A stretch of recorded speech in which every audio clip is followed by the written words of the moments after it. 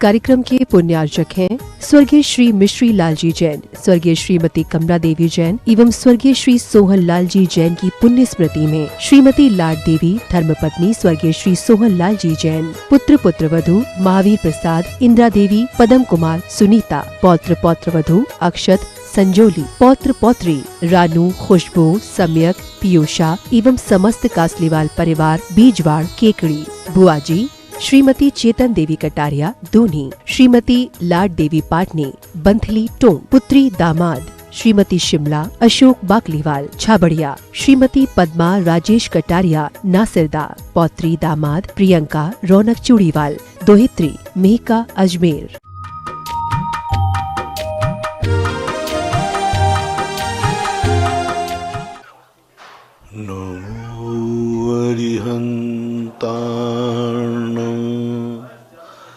नमो सिद्धार्णं नमो आयर्याणं नमो वज्रायाणं नमो लोये सर्वसाहूर्णं। पंच परमेष्टि भगवान की, आचार्य श्री गुरुवर कुंद कुंद महाराज की, आचार्य श्री गुरुवर विद्यासागर महाराज, परम पूजनीय निर्व्यापक श्रमण मुनि श्री सुधा सागर जी महाराज की जय। परम पूज्य छुल्लक श्री 105 गंभीर सागर जी महाराज की, समस्त मुनि संघ की जय। पहले हम परिमार्जन कर लेते हैं, भगवान को पांडुक शिला में बिठा देते हैं, फिर सब भगवान का परिमार्जन करते हैं, फिर अभिषेक शांति दाना करते हैं। और इतनी देर पहले बैठाने का क्या उचित है? क्योंकि इतनी देर बैठाल करके क्यों करना? जब बैठा जब अभिषेक करो ना तभी बैठा लो। अधिक पहले समय से बैठाने का कोई उचित समझ में नहीं आता। तीर्थंकर जैन अजमेर से पूछते हैं, मंदिर बनवाने या तीर्थंकर की प्रतिमा मंदिर जी में स्थापित करने पर श्रावक को कौन कौन से नियम लेना चाहिए? जितने नियम बना उतने लेना चाहिए। कम से कम भगवान की भक्ति, अभिषेक, पूजन करने का नियम तो होना ही चाहिए। आकांक्षा जैन भोपाल से पूछती हैं, नमोस्तु महाराज जी, जब कोई कार्य हमें पता होता है कि गलत है फिर भी हमसे हो जाता है, तो हमें जिसको नहीं पता ये कार्य गलत है उसकी तुलना में पाप ज्यादा किसे लगेगा? यदि आपको ये महसूस हो रहा है कि ये गलत है, किसी मजबूरी बस, किसी ऐसी आदत बस आप कर रहे हैं, तो आपको कर्मबंध कम होगा, क्योंकि आपको गलती का एहसास हो रहा है। अब फिर गलती का एहसास होने के बाद आप क्यों कर रहे हैं, क्या परिस्थिति है, क्या परेशानी है, उस पर निर्णय करेगा कि आपको कैसा कर्मबंध होना चाहिए। अंशुल जैन शांति नगर जबलपुर से पूछते हैं, नमोस्तु महाराज जी, समय, सामायिक और समाधि और आत्मा ये आपस में किस तरह से संबंधित हैं?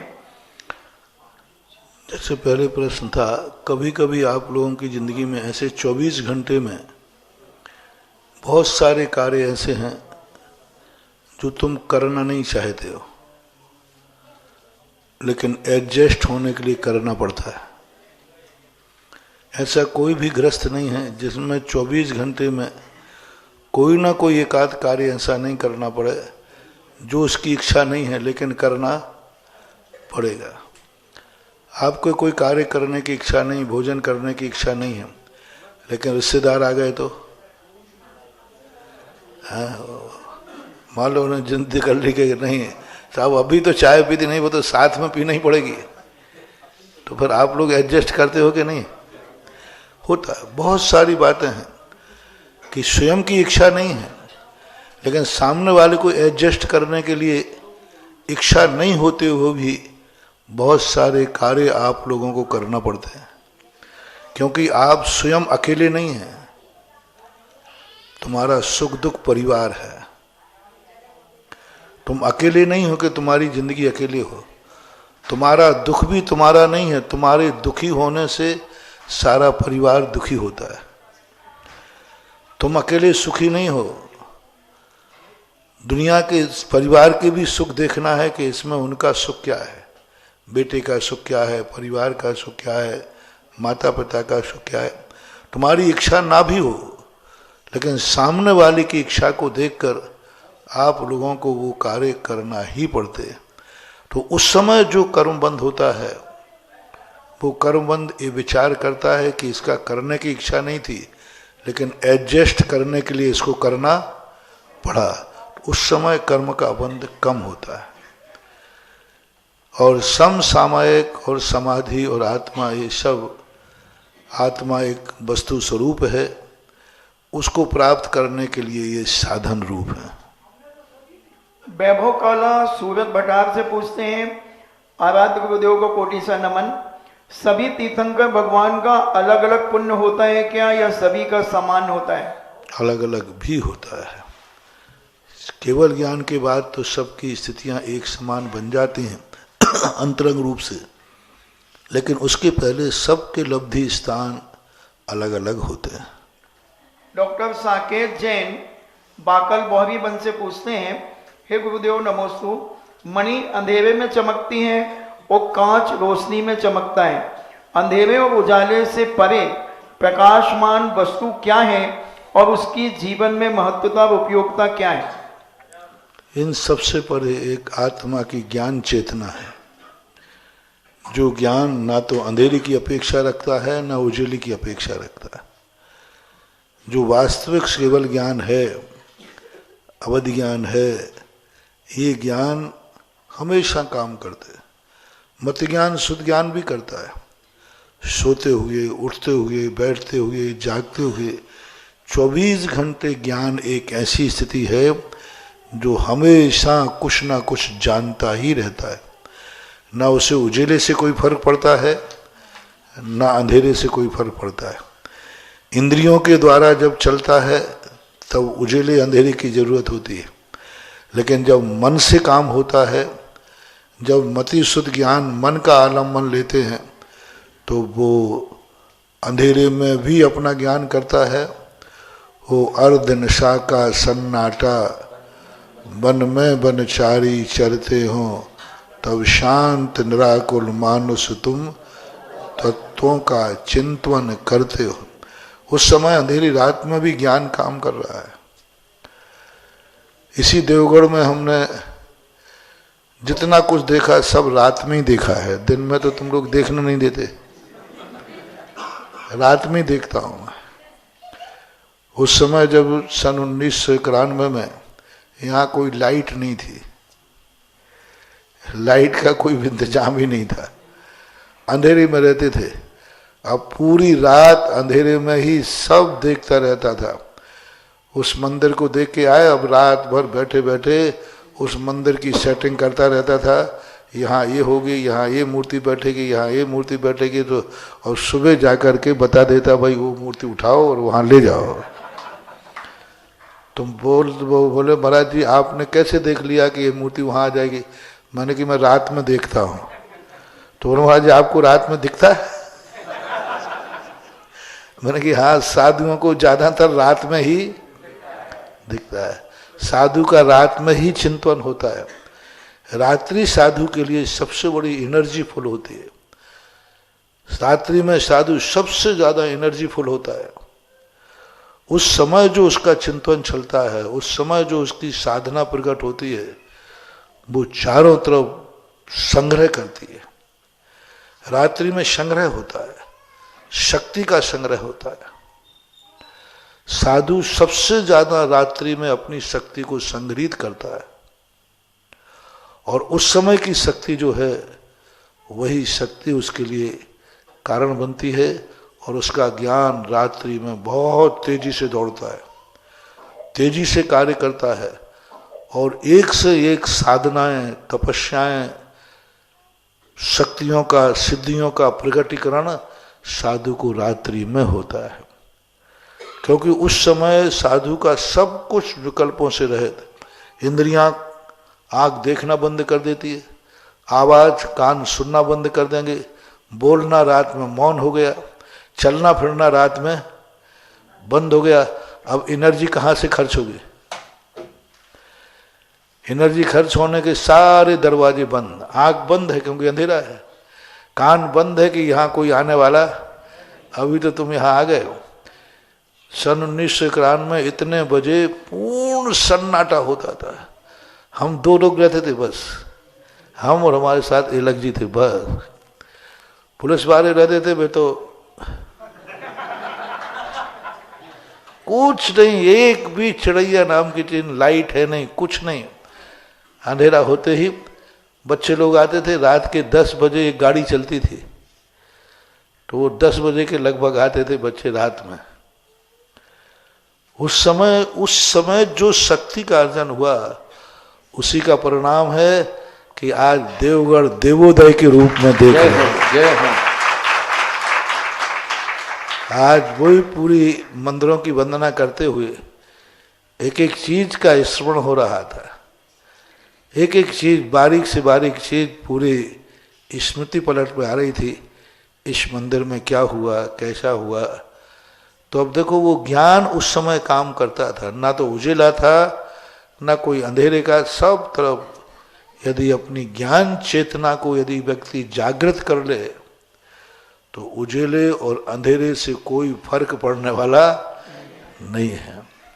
अतिशय जैन मुजफ्फरनगर से पूछते हैं, नमोस्तु महाराज जी, किसी पर्वत पर उखेरी गई प्रतिमा पूजनी है क्योंकि उसकी में पीठ तो होती नहीं, और जैसे चलेश्वर में भगवान हैं तो उनको किस दृष्टि से, किस भावना से उनके दर्शन करें? प्राचीन मूर्तियों में प्रायः पीठ का अभाव होता है। उस समय स्थितियां इतनी नहीं थी कि जितनी आज मशीनरी युग आ गया, तो पीठ ना होते हुए भी पूजनी है, मिलता है। पूज्य बलबीर सेन स्वामी महाराज ने चित्रपट को भी स्थापना निक्षेप में लिया है। चित्रपट यही कहते हैं, पत्थर पर मूर्ति को उकेर देना और मूर्ति बना देना। तो जहाँ पीठ नहीं होती वो मूर्ति उकेरी हुई मूर्ति कहलाती है, और जहाँ संपूर्ण रूप से मूर्ति होती है वो मूर्ति कहलाती है। तो उत्कीर्ण मूर्ति भी स्थापना निक्षेप से पूज्य है, ऐसा शास्त्रों में लिखा है। प्रशांत जैन ललितपुर से पूछते हैं, नमोस्तु गुरुदेव, भवनवासी देवों में और कल्पवासी देवों में क्या अंतर होता है? वैभव में अंतर है, सुख दुख में अंतर है, नौकर और मालिक में जो अंतर है वो होता है, अमीर और गरीब में जो अंतर है वह होता है। जैसा यहाँ अमीर और गरीब का अंतर है, यहाँ से वहाँ अंतर है। वैभव में, सुख में, संपत्ति में, सब में अंतर होता है। डॉक्टर मगन जैन आष्टा से पूछते हैं, परम पूज्य मेरे आराध्य गुरुदेव को कोटि से नमन, घातिया और अघातिया कर्मों में क्षयोपशम अवस्था किस प्रकार घटित होती है? अघातिया कर्मों में कभी क्षयोपशम अवस्था नहीं होती, वो औदयिक रूप ही होते। क्षयोपशम दशा घातिया कर्मों में होती है। ज्ञानावरणी, दर्शनावरणी, मोहिनी और अंतराय, ये चारों कर्म आत्मा के अनुजीवी गुण को ढांकते हैं, इसलिए इनमें क्षयोपशम। अनुजीवी गुण का अर्थ है कि यदि ये गुण पूरे ढांक दिए जाएं तो जीव का अस्तित्व ही खत्म हो जाएगा।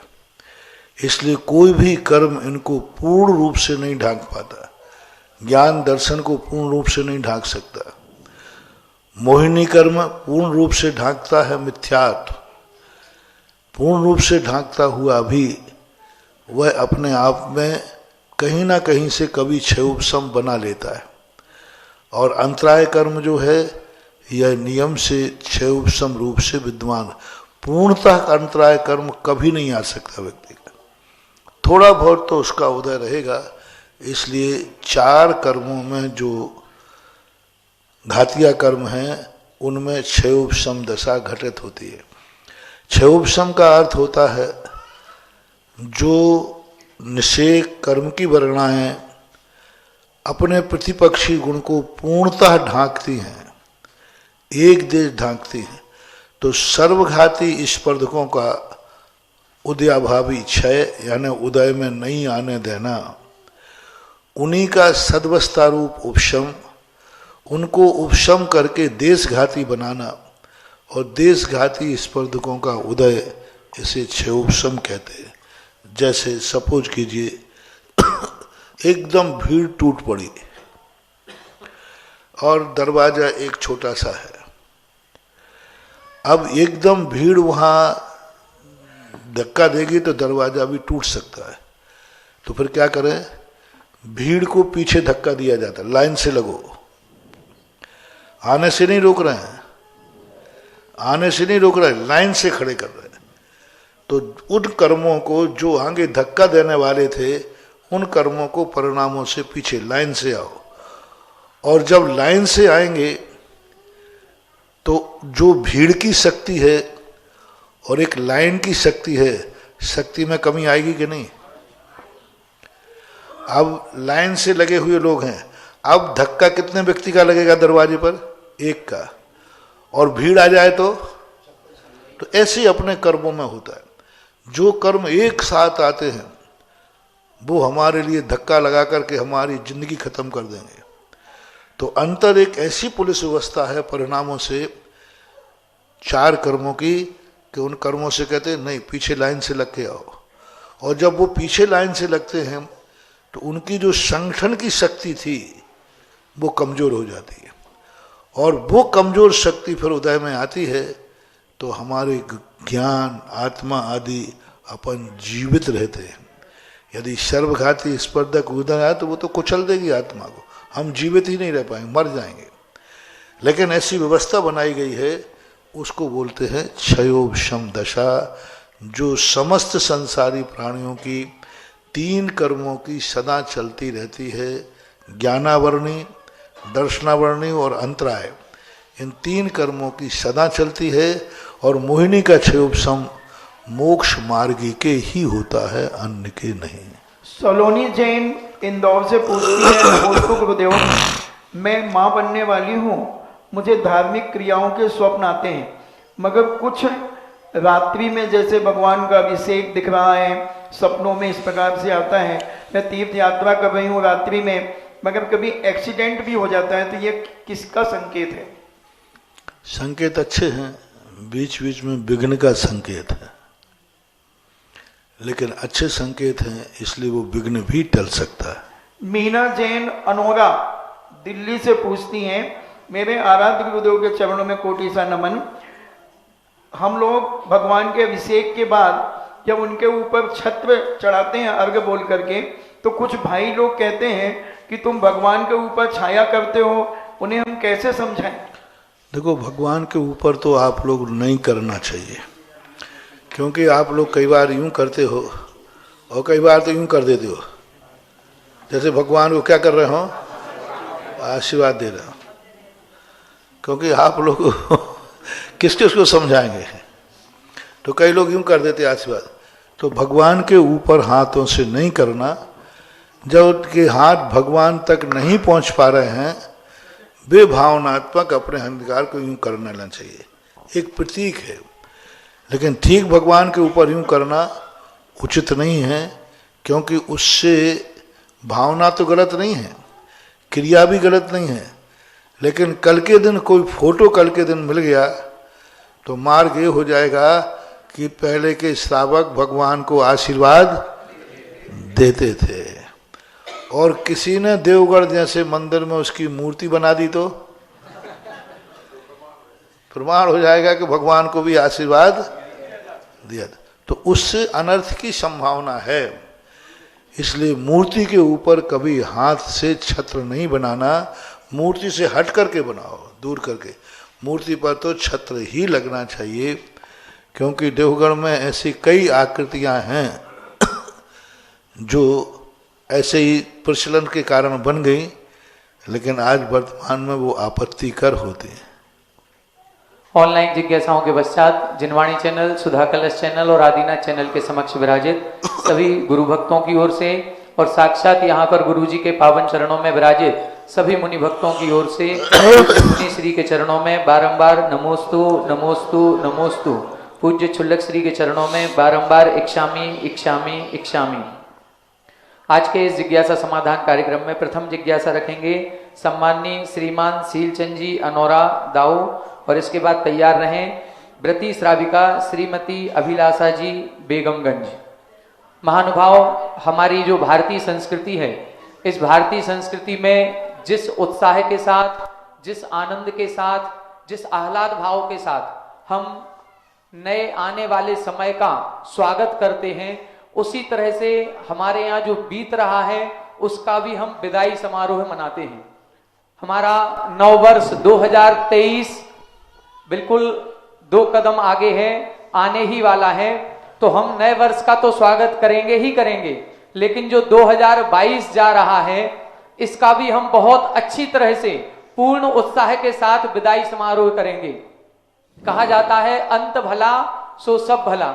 यदि 2022 किसी की अच्छी नहीं निकली हो तो केवल अंत के 2 दिन बचे हैं, और इन 2 दिनों में ऐसा पुण्य का अर्जन किया जाए कि हमारा संपूर्ण 2022 जो हम अपशकुन के रूप में मना रहे थे उसको हम शुभ शकुन के रूप में मना सकें। तो 2022 जो जा रहा है, अब कल से यहाँ पर पुण्य वर्धनी क्रिया, सम्यक्त्व वर्धनी क्रिया का प्रारंभ होगा, जिसमें अनंतानंत सिद्ध परमेष्ठियों की आराधना की जाएगी। ऐसा सिद्ध चक्र महामंडल विधान का आयोजन कल प्रातः यहाँ पर प्रारंभ होगा। ललितपुर के समाज श्रेष्ठी श्रीमान नरेंद्र जी कड़न की परिवार के द्वारा इस संपूर्ण आयोजन का पुण्यार्जन किया गया है, और जो भी महानुभाव इसमें इंद्राणी बनेंगे उनके लिए कहीं कोई शुल्क नहीं रखा गया है। आपके भोजन की, आपके आने जाने की सारी व्यवस्थाएं यहाँ पर निःशुल्क रखी गई हैं। आपको केवल आना है और इस सिद्ध चक्र महामंडल विधान में सहभागी बनना है और अपने पुण्य का अर्जन करना है।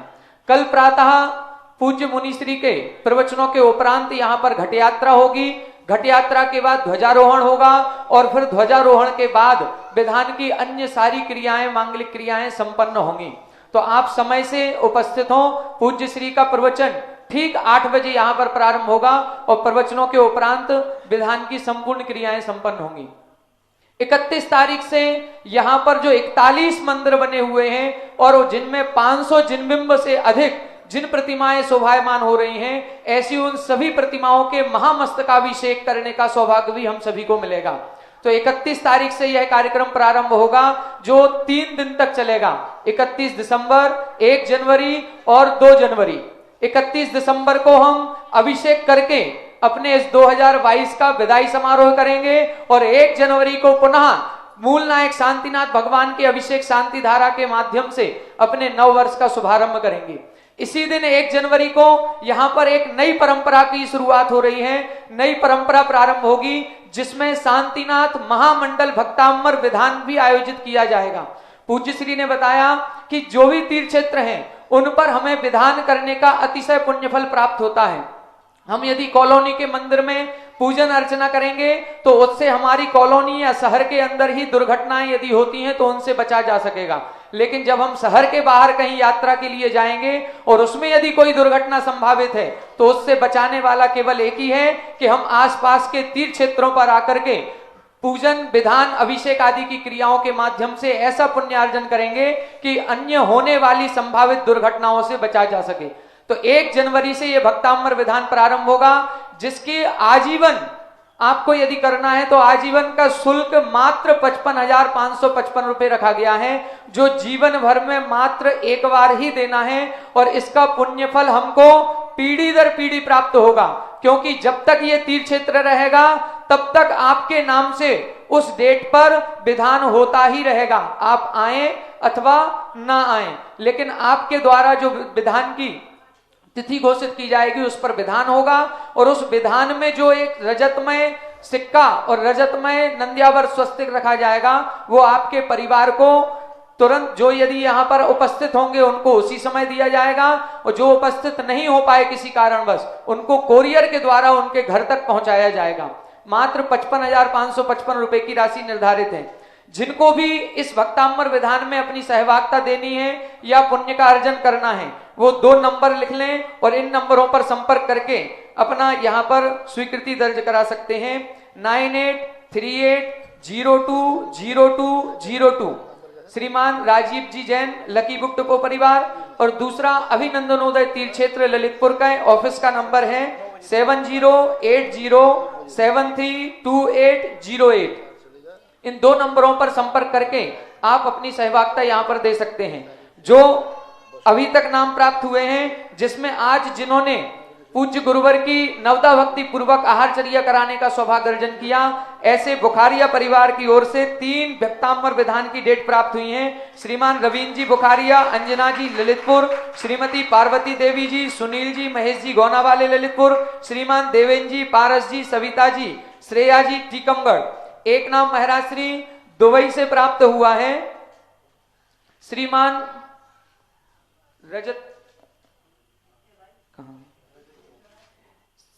रजत जी, हर्षित जी, सुनीता जी, सुरभि जी, ये दुबई में रह रहे हैं और इन्होंने दुबई में रहते हुए भी अपनी घोषणा यहाँ पर की है कि हम देवोदय तीर्थ क्षेत्र देवगढ़ आएंगे और यहाँ पर भक्तांबर विधान करेंगे।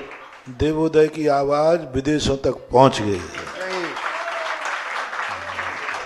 देखो, लाइव का सबसे बड़ा फायदा यही है कि अपन बैठे यहाँ चर्चा कर रहे हैं और आवाज, देखो यदि लाइव नहीं होता तो इन विदेशी लोगों को ये पुण्य करने का मौका नहीं मिलता।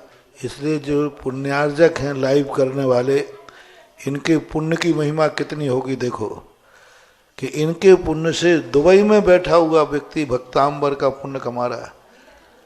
कल कितने विदेशों के कंधा, ऑस्ट्रेलिया से नाम आया था, कहाँ से। तो ये सब चीज़ों का निमित्त एक संबंध होता है। आज लाइव चलाने वालों के पुण्य का ये सारा जितना ऑनलाइन जितने प्रश्न, ऑनलाइन जितना दान, ऑनलाइन जितने नाम आते हैं, इनका सबका श्रेय ये जो लाइव चलाते हैं मासिक महीने में जो पुण्यार्जक, इनके लिए जाता है। बहुत बड़ा काम हमारा। और देवोदय की आवाज़ दुबई दुनिया में पहुंच गई, इसलिए अब ये देवोदय अंतरराष्ट्रीय था तो अब हो गया। मेरा श्री एक नाम न्यूयॉर्क अमेरिका से भी आया है। इन्होंने जो कल आपने नई एक योजना रखी कि जो प्रतिदिन बस आती है और जिसमें अभिषेक करने वाले पुजारी भक्तगण आते हैं, उनके यज्ञ नायक बनने के लिए 1 माह की स्वीकृति इन्होंने दी है। कुलदीप जी, नीरू जी न्यूयॉर्क अमेरिका से, इन्होंने अगस्त माह पूरा लिया है, 1,11,000 रुपए की राशि से पुण्यार्जन किया और 5 वर्ष का संकल्प लिया। अभी देखो वहाँ वो अभिषेक नहीं कर पाएंगे, मंदिर नहीं होगा, लेकिन उन्होंने कृतना करके कारज से 1 महीने तक उनके यहाँ अभिषेक कर होगा, उनके नाम से होगा, यज्ञ नायक बनेंगे और अभिषेक करने वालों की अनुमोदना भी उन्होंने कर दी। 1 महीने तक उनके नाम का अभिषेक यहाँ चलेगा। इन्हीं सब बातों को लेकर जैन दर्शन ने कृत, कारित और अनुमोदना। कृत तो नहीं कर सकते विदेशी लोग, लेकिन कारित तो कर रहे हैं। बहुत बड़ी बात है। जिज्ञासा करेंगे श्रीमान सिंचन जी अनोरा दाऊ, और इसके बाद तैयार रहें व्रती श्राविका अभिलाषा जी बेगमगंज। श्रीफल आप लोग चढ़ा लीजिए बैठ करके इधर। मेरे गुरुवार जगतपुर निर्यापक मुनि पुंगाव श्री सुदासागाई महाराज जो खांड प्रस्थ को इंस प्रस्थ बनाने का श्रावकों को आशीर्वाद देते हैं। हे गुरुवार, मेरी जिज्ञासा यह है कि देवोदय देवगढ़ क्षेत्र हजारों साल पुराना है और यहाँ हजारों मूर्तियाँ भी हैं। पहले खंडित थी, लेकिन आपके माध्यम से वो आज पूजनीय हैं और यहाँ हजारों साल में हजारों साधु भी दर्शन करने आए होंगे। लेकिन हे गुरुवार, आपको 90-91 में यहाँ दर्शन करने आए तो आपको ऐसा कैसा महसूस हुआ, किसने प्रेरणा दी, कहाँ से आपको ये हुआ कि हम यहाँ देवगढ़ की मूर्तियों का उद्धार करें। हे गुरुवार, आप जब बहुत कम कुल 8-10 साल दीक्षित हुए थे, उम्र भी आधी थी, आज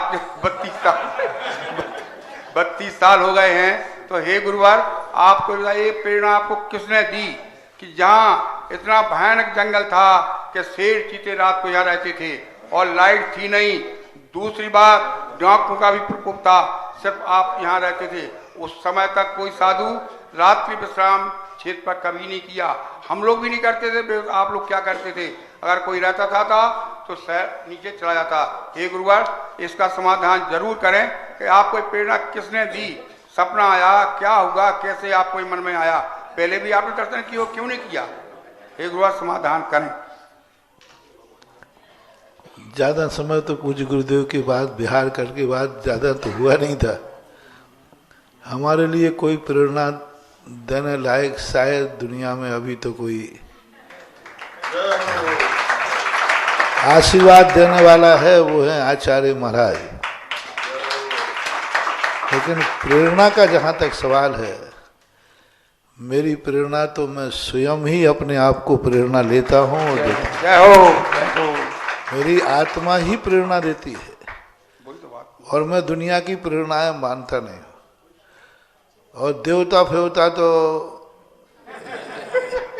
इनकी गिनती तो हमारे सामने कुछ है नहीं, ये सामने आने की हिम्मत कर नहीं सकते। ये बात अलग है कि पीठ पीछे सारा काम वो ही करते हैं, लेकिन वो हमें नहीं बताते। हमें बताएं तो हम उनको फटकार के भगा देते हैं। साधु की सेवा करना है तो जितना गुपचुप करोगे उतना अधिक सेवा करने को मौका मिलेगा। तुम लोग क्या करते हो, सेवा करने के बाद कुछ करते हो, तुम बताना महाराज को पता चले कि मैं कर रहा हूं। सब यहां तक कि तुम श्रीफल भी चढ़ाओगे तो महाराज देख ले में कि मैं श्रीफल लेके, कई बार तो लोग चढ़ा हुआ उठा लेते क्योंकि हमने देखा नहीं है, और हम टेढ़ी निगाह से देख लेते हैं पट्ठा ने चढ़ा के उठा लिया बस। और ऐसे ही तुम लोग कोई थोड़ा सा काम करोगे और तुम्हारा भाव है महाराज को पता चले कि ये मैं कर रहा हूं, दूसरे तुम कहो ना कि ये काम महाराज जी ने किया है, मैंने किया, ये कर, तो बस वहीं से तुम्हारी सेवाएं निरस्त कर दी जाती। साधु की सेवाएं जितना लाइट में कम आओ, साधु से संबंधित जितनी चीजें हो उतना जितना कम आओगे उतना लंबे समय तक तुम्हें सेवा करने का मौका मिलेगा। आहार में भी तुम जाओ तो तुम लोग प्रदर्शन करते हो, व्यवस्था में जाओ तो प्रदर्शन करते हो, छुपके करो, जितना तुम छुपे रुस्तम रहोगे उतने लंबे समय तक तुम सेवा कर सकोगे।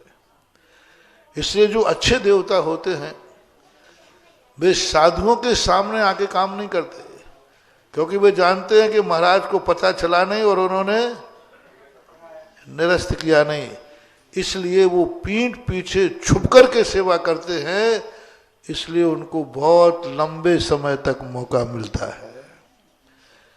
क्योंकि देवगढ़ में जो कार्य हुआ है 2 महीने के अंदर किया तो मनुष्यों ने है, लेकिन मनुष्यों की औकात नहीं है जो मनुष्य कर सके।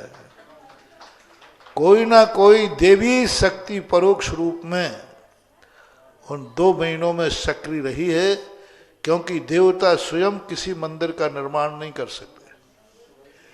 देवता कभी किसी मंदिर का जिंदगी में निर्माण नहीं कर सकते।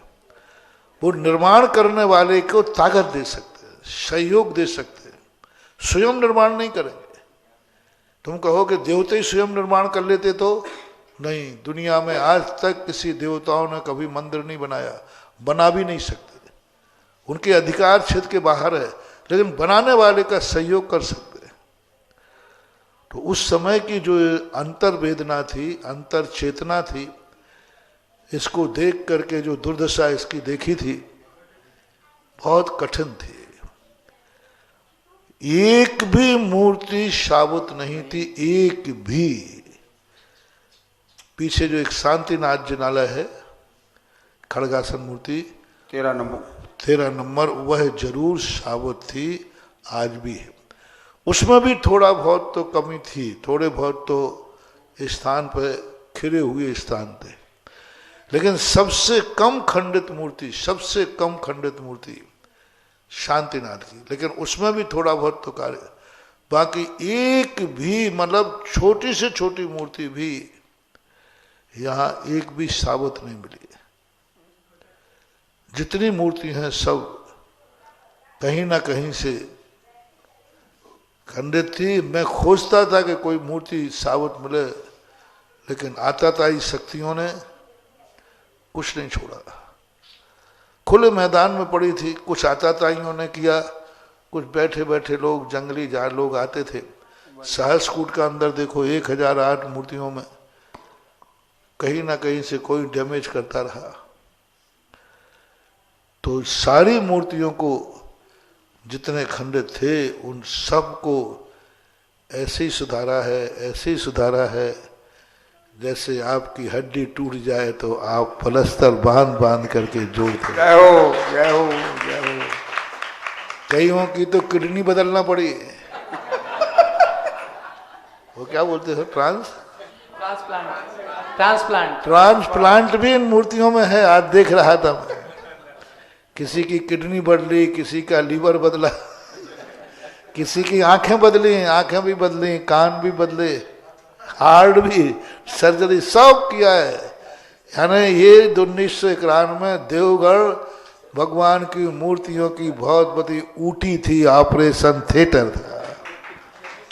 जहां जिसको हुआ, आज भी सब मूर्ति जमीन में पड़ी हुई थी, एक भी बेदी को नहीं थी।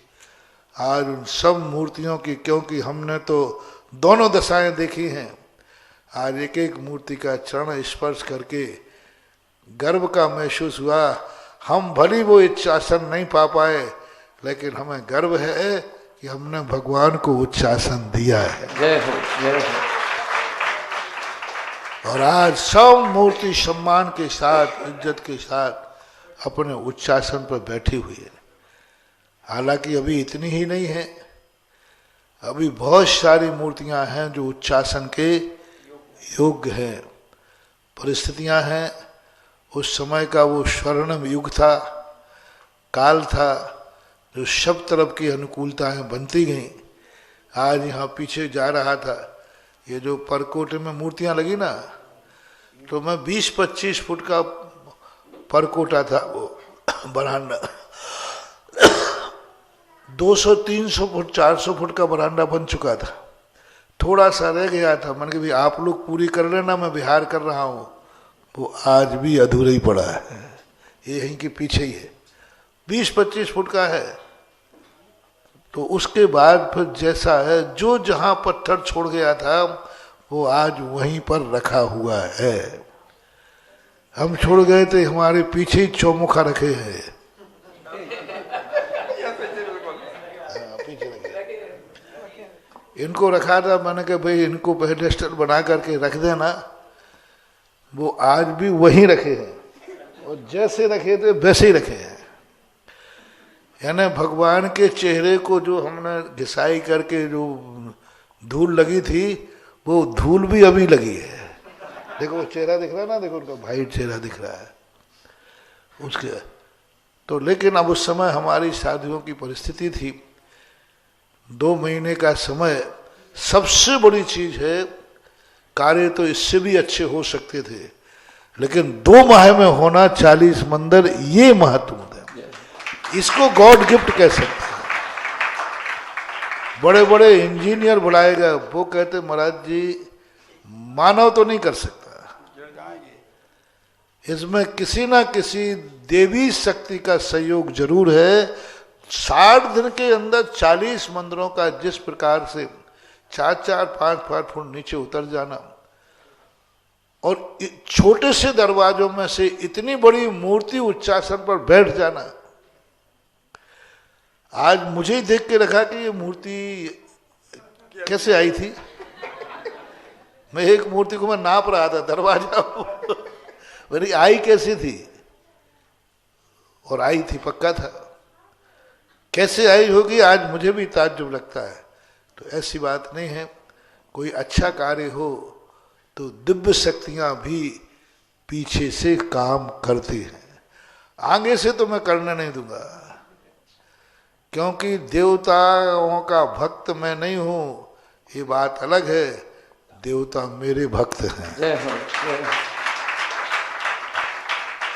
हाँ, और भक्तों को काम कर्तव्य होता है उनका कि अपने आराध्य की भावनाओं की पूर्ति करना, लेकिन बस छुपे रुस्तम करना। जैसे देवगढ़ के देवताओं ने पीछे से काम किया तो काम कर लिया, आगे से करते तो मामला गुरुवर, आप 32 साल बाद भी आप जब दर्शन कर रहे थे तो पूछ सागर को ऐसे बताया जैसे कल काम हुआ हो। ऐसे आप एक एक चीज को ऐसे बता रहे थे, यहाँ से यहाँ, यहाँ से यहाँ, यहाँ से यहाँ। ये कैसे रहा है आपको? अंदर आत्मा से जो काम किया जाए वो भाव में तो थोड़ो, जन्मांतरों में भी नहीं भूलता है व्यक्ति, क्योंकि अंदर भेद नाश किया जाए, अंदर अपने आत्मा का कार्य। मैं कभी धर्म कार्य को ना तो भगवान का मान के करता हूँ, न समाज का मान के करता हूँ, न पराया मान के करता हूँ। मैं तो जितने भी धार्मिक कार्य क्षेत्रों करता हूँ, मैं अपने खुद का घर जैसा मान के करता हूँ। जैसे आप लोग काम करते हैं ना घर में, तो ऐसे ही हमारा मंदिर, तुम अपने बाप के मंदिर में काम करते हो, हमारे बाप के मंदिर शांतिनाथ भगवान है, तो अपना खुद का, तो ये तो हमारे घर हैं। तो ऐसी चीजें भूली नहीं जाती, ऐसी चीजें स्मरण में रखी जाती हैं। बहुत बड़ी अपने भारत की दिगंबर जैन धर्म के मस्तक ऊंचे उठाने वाली संस्कृति देवोदय क्षेत्र देवगढ़ में विद्यमान है। महाराज श्री, आपने इन प्रतिमाओं को उच्चासन दिया, तो इसका परिणाम आज ये है कि आप आज संपूर्ण जगत के पूजनीय हुए हैं और सभी संतों में सिरमौर होकर के आज आप विराजे हैं। महाराज श्री, आप तो पूजनीय हैं ही, लेकिन आपके साथ जो टीम ने काम किया, जिस टीम के प्रमुख हमारे श्रीमान सीलचंद जी अनौरा जी भी रहे, ये जो टीम रही है आपके, तो हम लोग दर्शन कर रहे हैं। हम चाहते हैं, एक निवेदन है कि जो 1 तारीख को अपना कार्यक्रम हो, आज उस टीम में जो 25-30 युवा रहे होंगे, जो व्यायामशाला के सदस्य रहे होंगे, जिन्होंने ये मूर्तियां उठा करके विराजमान की हैं और आपके साथ पूरा आपका सहयोग किया, आपने जैसा निर्देश दिया, उनमें से जो भी अभी जीवित हैं उनका एक बार सम्मान तो आपके सामने यहाँ पर होना चाहिए। यदि सम्मान करके उनके पुण्य को मत घटाओ। पुण्य को नहीं घटा रहे महाराज जी, हम लोग अपना पुण्य बढ़ा रहे हैं उनका सम्मान करके। आज तो फिर भी सम्मान है, उस समय कोई मान सम्मान नहीं चलता था। जितने बच्चों ने काम किया है अंतर चेतना से किया, एक आसन रह के किया। यहाँ भोजन की व्यवस्था भी कुछ नहीं थी, घर से करके आते थे और बस सीलचंद अनुराग जैसे डिब्बों की तरफ देखते रहते थे। हाँ, बच्चे शाम को जाकर के कुछ भी व्यवस्थाएं यहाँ नहीं थी। कई बार तो बच्चों ने स्वयं यहाँ पर नीचे से चावल लेकर खिचड़ी बनाई है। हाँ, स्वयं ही चने लेकर आते थे, भूंगड़ा भूंगड़े बोलते ना। हाँ, चने मूंगफली आदि लेकर के उन्होंने तो एक बहुत बड़ी चीज है। और उन्होंने पहले भी सम्मान नहीं चाहा, अभी भी उनकी कोई चाहत उनकी नहीं है महाराज, और उनके नाम भी वो बताने वाले नहीं और हमें याद होने वाले नहीं। हमारे दाऊ बैठे हैं, ये बताएंगे सबके नाम, तो टीम यदि तैयार हो जाए तो अनगिनत थे। चलिए जिज्ञासा करें। श्रीमती व्रती श्राविका अभिलाषा जी बेगमगंज तैयार रहेंगे। शांतोदय तीर्थ क्षेत्र कमेटी से श्रीमान संतोष जी गोयल, अरविंद जी, धन्य कुमार जी एडवोकेट। मेरे आराध्य गुरु के चरणों में कोटि कोटि नमन। हे गुरुदेव, निकले तो घर से कुंडलपुर के लिए थे, लेकिन ऐसा कौन सा सौभाग्य हमें प्राप्त हुआ कि नए साल आपके चरणों में हमारी व्यतीत होगी। हे गुरुवर, जैसे ही क्षेत्र के ऊपर आए, जैसे संवेद से कर की वंदना कर रहे थे, वैसे ही अनुभव हुआ, रोम रोम पुलकित हो रहा। और अभी आप इसकी मतलब वो बता रहे हैं 2-3 दिन से, तो ऐसा लग रहा था कब दर्शन करें, पहली बार दर्शन हुआ। नमोस्तु गुरुदेव, नमोस्तु। हमारी जिज्ञासा है तो कौन से पुण्य के उदय से यहाँ? अच्छा पुण्य का उदय होता है, शुभ पुण्य के उदय से ये सब होते हैं। नमोस्तु गुरु। जिज्ञासा करें शांतोदय तीर्थ क्षेत्र कमेटी। इसके बाद तैयार रहे श्रीमती स्मिता जी, लकी बुक डिपो परिवार। महानुभाव, कल से जो 30 तारीख से विधान यहाँ पर प्रारंभ हो रहा है और 31/1-2 को जो अभिषेक का कार्यक्रम यहाँ पर होगा, इसके लिए अभिनंदनोदय तीर्थ क्षेत्र ललितपुर से सुबह 7 बजे से लेकर के सुबह 9 बजे तक वाहन व्यवस्था रखी गई है। आप सभी उस वाहन में यहाँ पर आएंगे और दिन भर ये वाहन यहाँ से परिक्रमा करते रहेंगे, आना जाना उनसे होता रहेगा। शाम को 7 बजे तक आपको वाहन व्यवस्था उपलब्ध रहेगी। 31 तारीख की रात में जो हम नव वर्ष का शुभारंभ करेंगे और इस वर्ष की विदाई करेंगे, तो 31 तारीख की रात में यहाँ पर जिज्ञासा समाधान कार्यक्रम के बाद हम सभी मूलनायक शांतिनाथ भगवान की संगीतमय आरती करेंगे और आरती के उपरांत यहीं पर संगीतमय भक्तांबर पाठ यहाँ पर प्रारंभ होगा, जो रात्रि में 1 बजे तक चलेगा। इसके लिए ठीक शाम को 7 बजे से वहां पर वाहन व्यवस्था रखी गई है। जो भी महानुभाव आना चाहें अभिनंदनोदय तीर्थ क्षेत्र अटा मंदिर से यहाँ पर आ सकते हैं। जिज्ञासा करें शांतोदय तीर्थ क्षेत्र कमेटी। हमारे पूज्य गुरुदेव सत्संग के चरणों में और विधान की ओर बता देना कितने बजे से कब क्या होगा, विधान कब? विधान प्रतिदिन प्रातः 11 बजे से प्रारंभ होगा और दोपहर में 3 बजे तक चलेगा। कोशिश की जाएगी कि 3 बजे तक हर हालत में उसको संपन्न कर दिया जाए। कल जो घट यात्रा होगी वो पूज्य श्री के प्रवचन के तुरंत वापस जाएंगे कितने बजे जाएंगे? 7-9 बजे तक वहां से बस रहेंगी, 9 बजे वहां से चलेंगे, यहाँ पर 10 साढ़े 10 तक आ जाएंगे। 11 बजे यहाँ पर विधान प्रारंभ हो जाएगा और 3 बजे तक विधान संपन्न होने के बाद यहीं पर आपकी भोजन व्यवस्था भी रहेगी। भोजन व्यवस्था के बाद यदि आप तुरंत जाना चाहें तो तुरंत भी जा सकते हैं और जिज्ञासा समाधान आदि के उपरांत जाना चाहें तो उसके बाद भी जा सकते हैं। विधान के बाद भोजन है, विधान के पहले भोजन है? नहीं, पहले भी है। हाँ तो बहुत सही बोलो ना। पहले भी रहेगा, बाद में भी रहेगा महाराज। आधे लोग तो चक्कर खा जाएंगे 3 बजे 9 बजे वहां से चलेंगे, यहाँ पर 10 सवा 10 पे आएंगे, पहले भोजन करेंगे। 11 बजे से फिर विधान में बैठेंगे और फिर सायकालीन भोजन फिर आप करके और फिर आप जाए। आप ठीक ठाक बोले।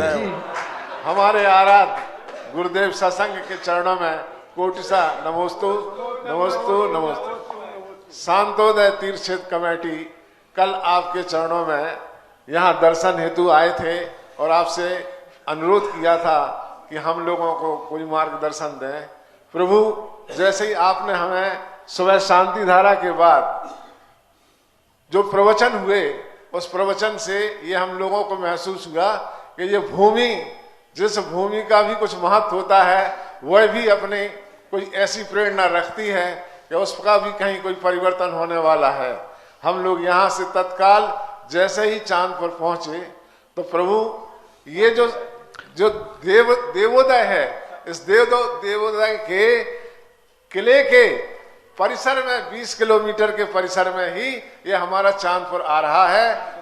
शांतोदय जो है, और शांतोदय की जमीन पर हम लोग जैसे ही पैर रखा, शांतिनाथ के दर्शन किए, तो वैसे ही हम लोगों ने फोन मिलाया। एक तो जेसीबी मशीन स्वतः आ गई। आप जो है जैसे साक्षात जो हमारे प्रदेश के मुखिया हैं, मुख्यमंत्री जी के जेसीबी वाले बाबा, भगवान आपकी जेसीबी अपने आप आ गई वहां पर।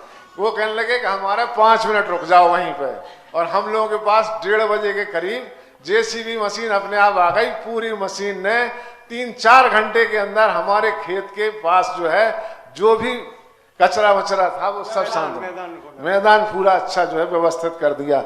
हे प्रभु, हम लोगों की जिज्ञासा ये है कि क्या किसी नए तीर्थ पर क्या जनालय बनाने का किसी श्रावक को कोई पुण्य मिल सकता है? उसका क्या महत्व होगा? जो श्रावक नए तीर्थ क्षेत्र पर, पुरातत्व के तीर्थ क्षेत्र पर जो हम स्वतंत्र अपनी जमीन अलग रखे हैं, उसमें किसी जनालय का निर्माण बना सकते हैं। क्योंकि देखो, चांदपुर जहाजपुर जो शांतोदय तीर्थ नाम दिया, वो नया तीर्थ नहीं है।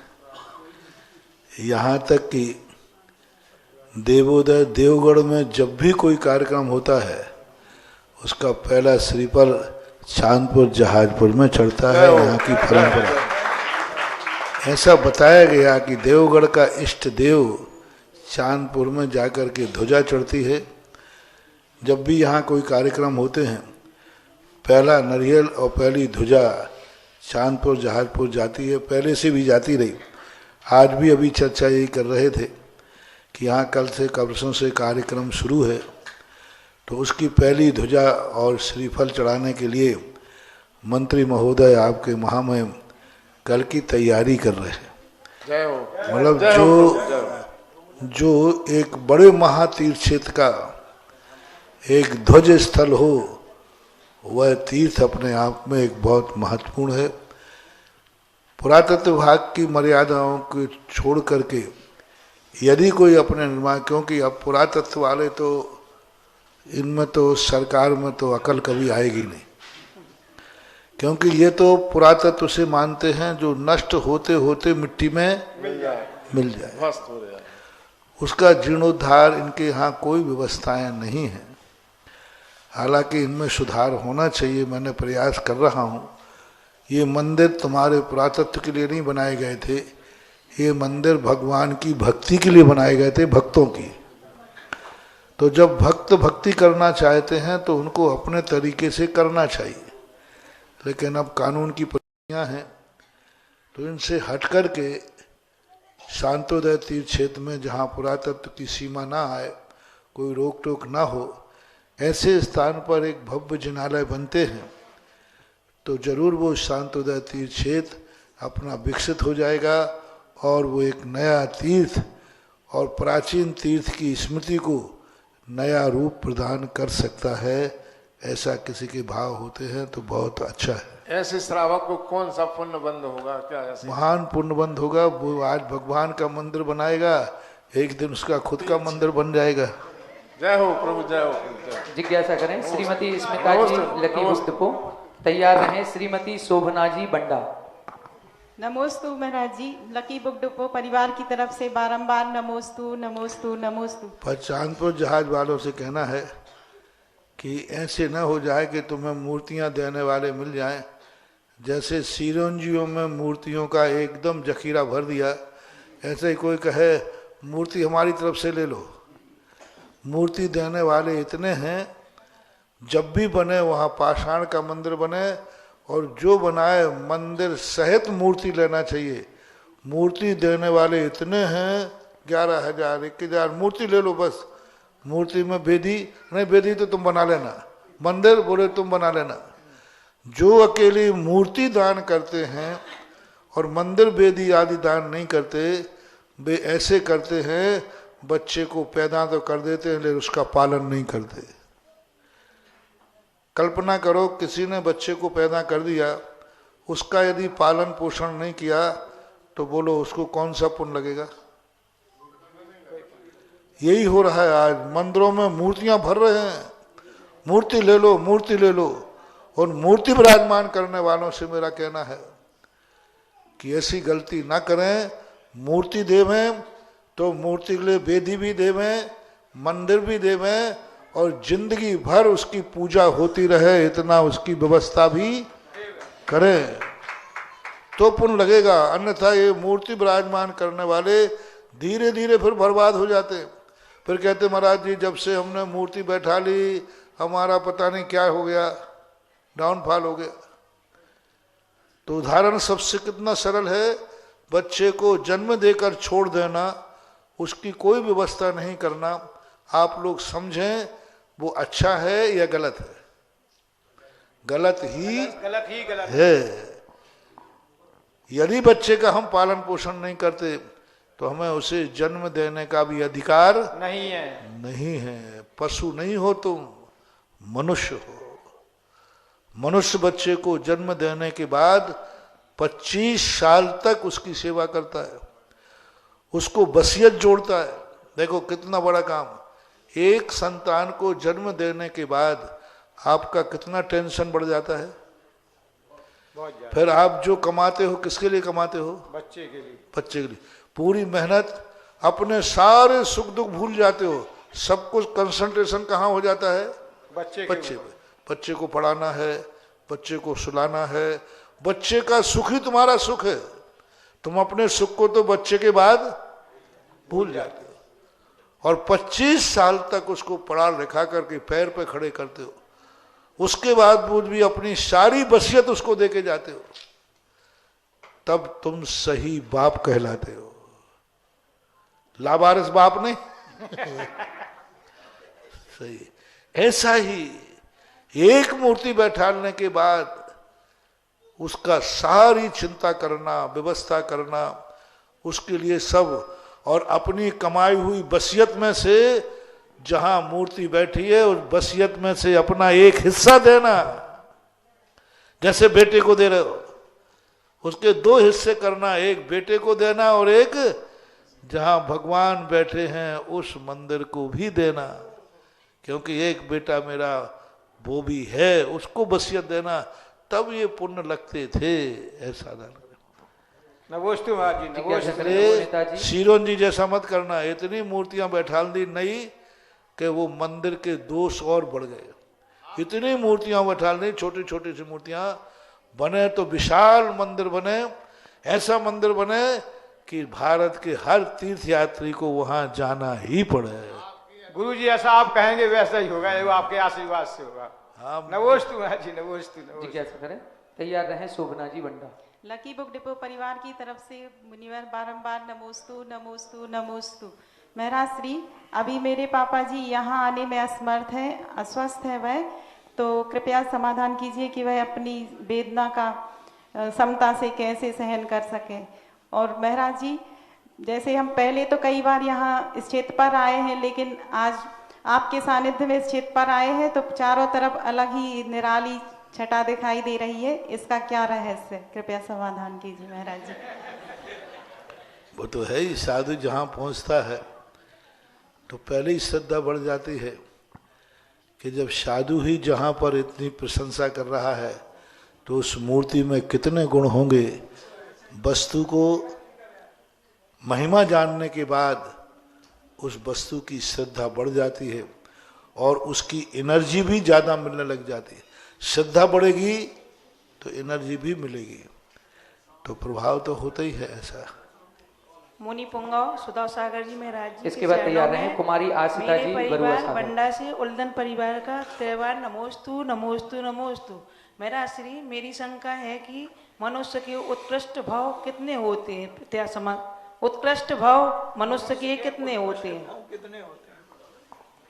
उत्कृष्ट भाव 1648 2000 वर्ष में 48 भाव होते हैं, 2000 सागर वर्ष में, और अनंत अनंत संसार में अनंत भाव हो सकते हैं। हमारे यहाँ एक टारगेट दिया, 2000 सागर वर्ष में 48 भाव मनुष्यों के मिलते हैं, उसके बाद वो त्रियन शादी भावों में व्यतीत करता है। ऐसा कुमारी आशिता जी बरुआ सागर। तैयार रहे श्रीमान अशोक जी गंगवाल जयपुर। अंतिम जिज्ञासा। नमोस्तु गुरुदेव, मेरी जिज्ञासा है कि कटहल तो पेट में उगता है अथवा कोई कंदमूल में नहीं आता, फिर भी इसे अभक्ष की कोटि में क्यों रखा गया है? और हम लोग अभिषेक तो नहीं कर सकते, लेकिन इस महामस्तक का अभिषेक में हमारी सहभागिता कैसे बनाएं? नमोस्तु गुरुदेव। कटहल पेड़ में उगता है तो उसे अभक्ष की कोटि में क्यों लिया? और अभिषेक ये लोग नहीं कर सकते हैं, तो फिर महामस्तकाभिषेक में ये कैसे अपनी सहभागिता करें? सहभागिता महामस्तक अभिषेक में कैसे बनाएं?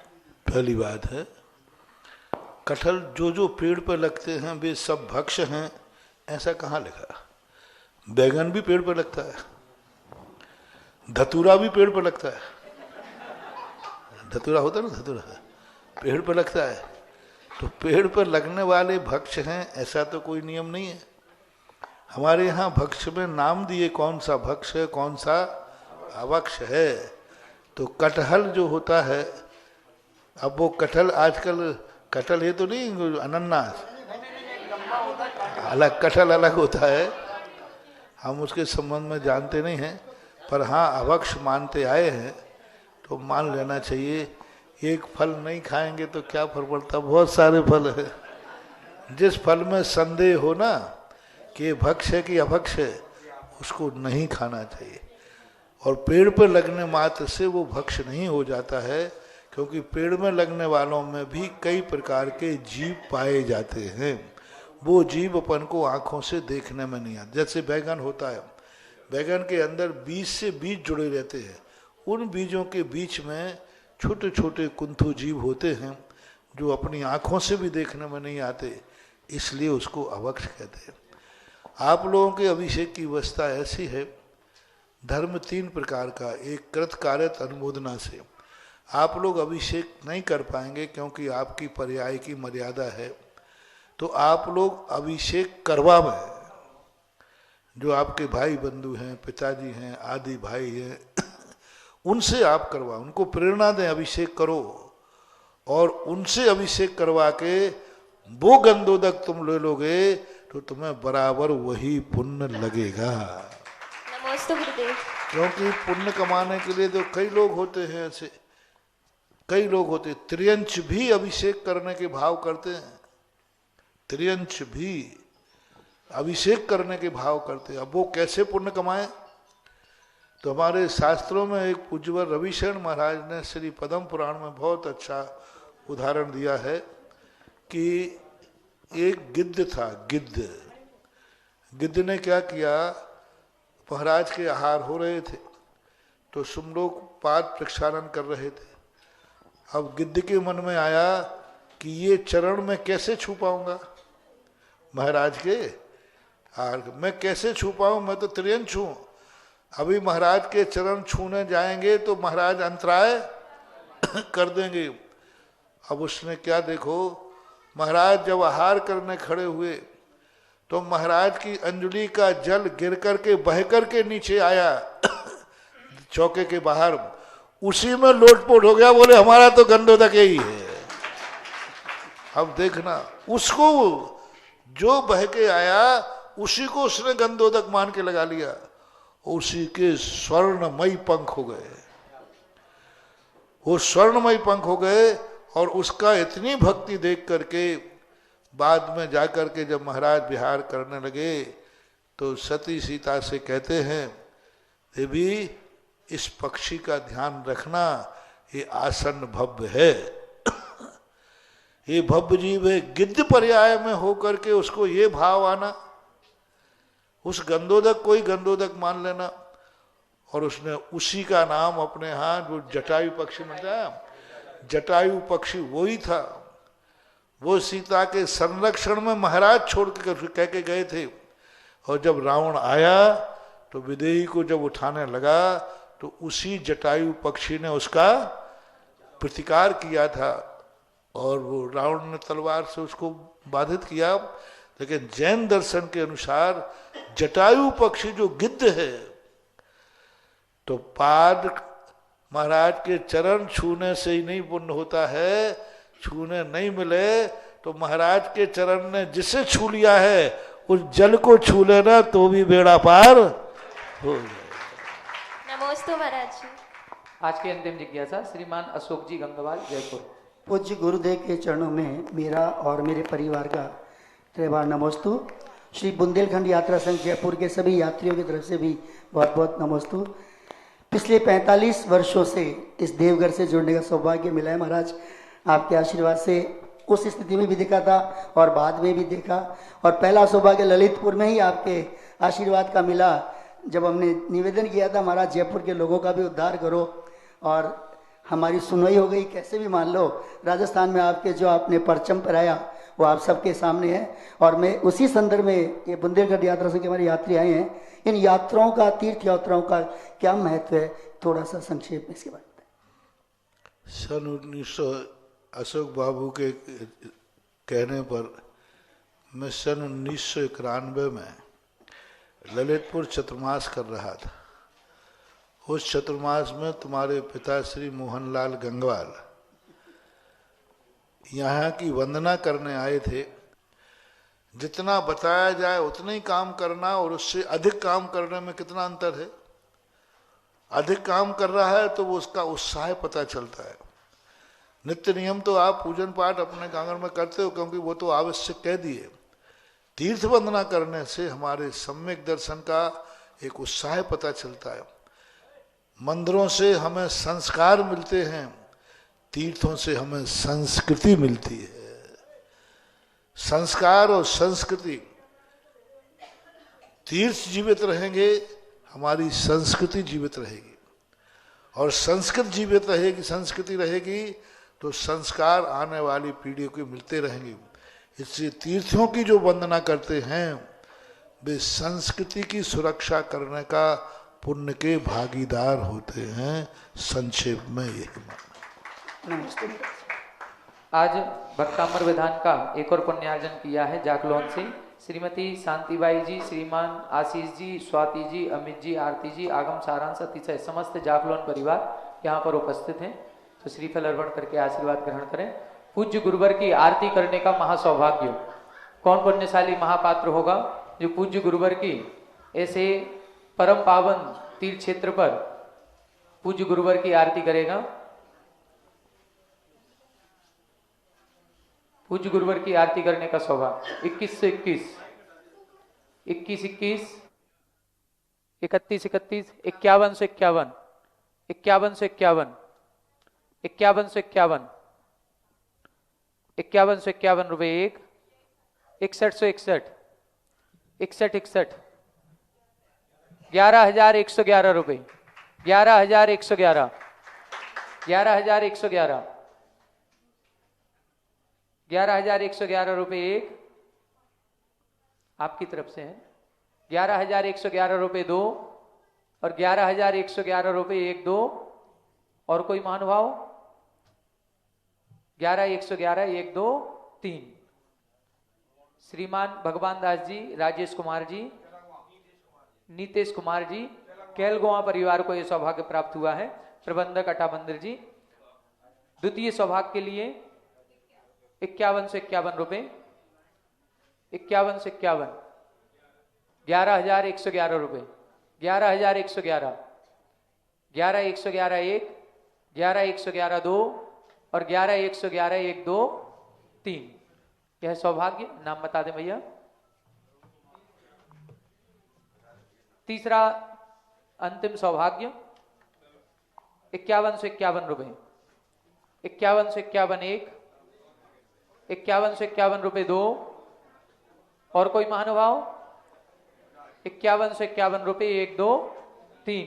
यह सौभाग्य बुखारिया परिवार, आज के आहार चौका वाले, आज जिनको नवदा भक्ति पूर्वक आहारचर्या कराने का सौभाग्य प्राप्त हुआ है।